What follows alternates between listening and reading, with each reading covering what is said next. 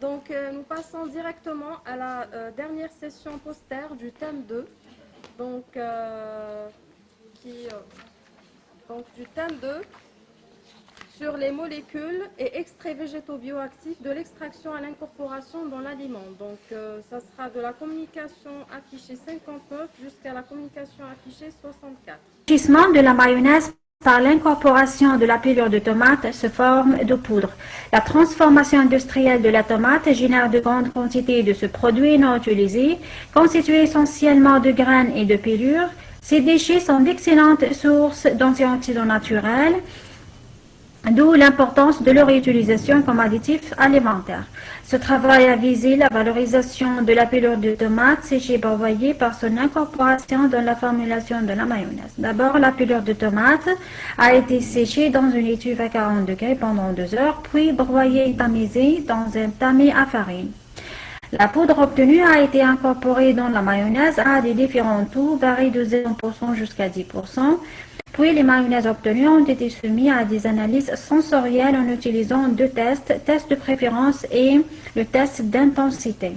Les résultats ont été analysés au moyen de l'analyse de variance à l'aide d'un logiciel statistique, Excelstat, afin de déterminer s'il y a une différence significative entre les échantillons et le témoin au seuil de signification de 5%, ainsi que le profil sensoriel sera établi au moyen de Microsoft Excel. Résultat du test de préférence. La majorité des dégustateurs classent la mayonnaise enrichie en 2% de la pelure de tomate en premier rang et la mayonnaise enrichie en 10% en dernier. L'ordre du classement des mayonnaises obtenues est présenté dans ces deux figures. Pour le test d'intensité, une différence significative a été observée pour les formules 3,5, 4 et 10% de taux d'adhésion de la pelure de tomate. Ces échantillons présentent des couleurs plus foncées et moins brillantes par rapport aux témoins.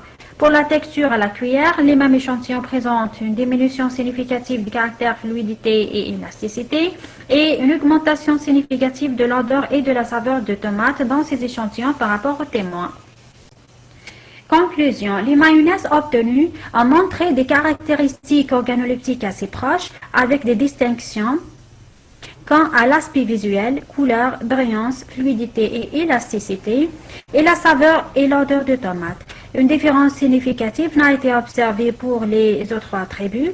Le test de dégustation montre que la mayonnaise enrichie par la pelure de tomate a été agréable et satisfaisante.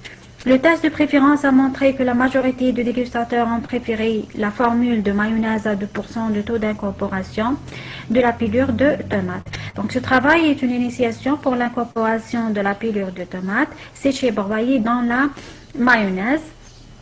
Cette étude mérite d'être complétée par d'autres travaux.